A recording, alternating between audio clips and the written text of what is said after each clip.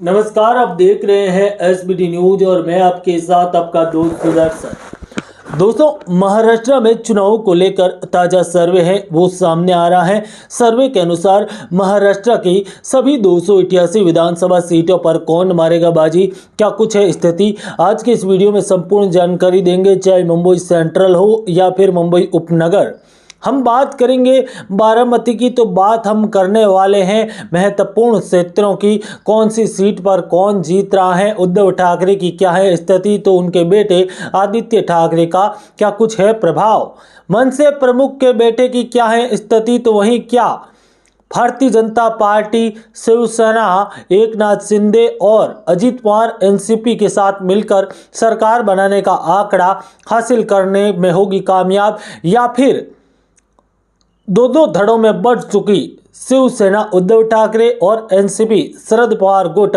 कांग्रेस के साथ मिलकर बनाने जा रहे हैं महाराष्ट्र में सरकार। आज के इस वीडियो में हम आपके सामने संपूर्ण जानकारी देंगे कि सीट पर क्या कुछ स्थिति है, कौन सी पार्टी है जो यहां पर बाजी मारती हुई नजर आ रही है। महाराष्ट्र की बात करें तो इस समय मुख्यमंत्री चेहरे के लिए कई बड़े नाम हैं, जिनमें आपको बता दें सबसे पहले भाजपा के देवेंद्र फडणवीस का नाम आता है। अगर भाजपा सत्ता में आई, शिवसेना और एनसीपी के साथ सबसे अधिक सीटें जीतती है तो यहाँ पर देवेंद्र फडणवीस सीएम होंगे। राष्ट्रीय सट्टा बाजार की बात करें तो राष्ट्रीय सट्टा बाजार देवेंद्र फडणवीस के लिए सीएम पद के लिए बराबर के भाव दिए हुए हैं, जबकि एकनाथ शिंदे के भाव 1 रुपए के मुकाबले 1 रुपए 20 पैसे, अजित पवार के भाव है वो 1 रुपए के मुकाबले 2 रुपए के हैं, उद्धव ठाकरे के भाव 1 रुपए के मुकाबले 1 रुपए और 40 पैसे हैं। शरद पवार या यूं कहे कि एनसीपी के चेहरों की बात करें तो एनसीपी शरद पवार गुट के शरद पवार का भी नाम चर्चाओं में है, जिनमें उनके भाव लगभग 2 रुपए के आसपास के हैं। वहीं अगर हम बात करें किसी अन्य चेहरे की, तो यहाँ पर अन्य चेहरे में कोई बड़ा नाम है वो नजर नहीं आता है। इन्हीं चेहरों पर इस समय चर्चा है।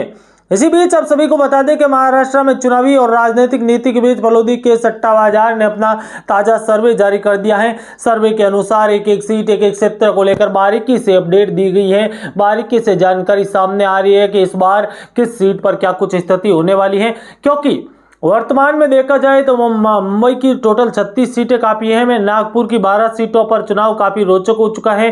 ठाणे की 21 सीटें और पुणे की 18 सीटों पर मुकाबला काफी कड़ा और महत्वपूर्ण हो चुका है। वाशिम की 3 सीटों पर भी महत्वपूर्ण मुकाबला है। बुल्ढाना की 7 सीटें, पालघर की 6 सीटें। हम एक एक सीट की बात करेंगे, एक एक क्षेत्र की बात करेंगे।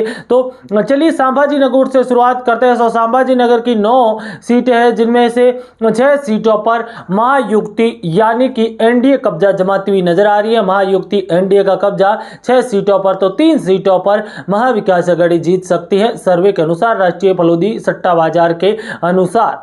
वहीं दोस्तों अगले क्षेत्र की बात करें तो हमारे पास काफी अहम और महत्वपूर्ण क्षेत्र आ जाता है। हम वाशिम की 3 सीटों की बात करें तो 2 सीटों पर एनडीए महायुति जीत दर्ज करती हुई नजर आ रही है, तो 1 सीट पर महाविकास आघाड़ी का कब्जा होने की संभावनाएं राष्ट्रीय सट्टा बाजार के अनुसार सामने आ रही है। बुल्ढाना जिले की 7 विधानसभा सीटों की बात करें तो दोस्तों आपको बता दें कि बुल्ढाना जिले की 7 में से 4 सीटों पर एनडीए महायुति का कब्जा होता हुआ नजर आ रहा है, तो वहीं 3 सीटों पर यहां पर महाविकास आघाड़ी का कब्जा होता हुआ नजर आ रहा है। महाराष्ट्र में काफी कड़े और संघर्षपूर्ण मुकाबले में इस बार महत्वपूर्ण मुकाबले होते हुए नजर आ रहे हैं, और इसी के चलते एक एक सीट, एक एक क्षेत्र को लेकर बात करें तो हमारे पास काफी अहम और महत्वपूर्ण क्षेत्र आ जाते हैं। हम एक सीट, एक एक क्षेत्र को लेकर यवतमाल जिले की 7 विधानसभा सीटों की बात करें तो यवतमाल जिले की 7 विधानसभा सीटों पर भी काफी कड़ा और संघर्षपूर्ण मुकाबला है जो कि देखने को मिल रहा है।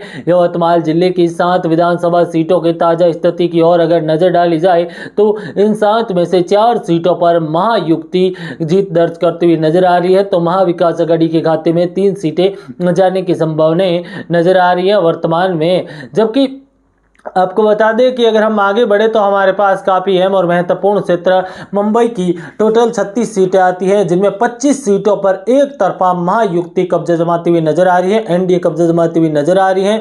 तो महाविकास आघाड़ी को यहां पर 10 सीटें और 1 सीट अन्य के कब्जे में जाती हुई नजर आ रही है। ठाणे में 2 सीटों पर मनसे जीत दर्ज कर रही है, तो वहीं 10 सीटों पर महायुति, और आपको बता दें कि यहाँ पर जो स्थिति है उसके अनुसार 6 सीटों पर महाविकास अघाड़ी जीत रही है, जबकि पुणे की अगर बात करें तो पुणे में महाविकास अघाड़ी 9 सीटों पर और महायुति को 10 सीटें मिलती हुई नजर आ रही है। ताजा स्थिति के अनुसार अगर बात करें हम महत्वपूर्ण क्षेत्र की तो नागपुर की 12 में से 7 सीटों पर महायुति तो 2 सीटों यहाँ पर 4 सीटों पर महाविकास अघाड़ी का कब्जा होता हुआ नजर आ रहा है, 1 सीट पर अन्य का कब्जा होता हुआ नजर आ रहा है।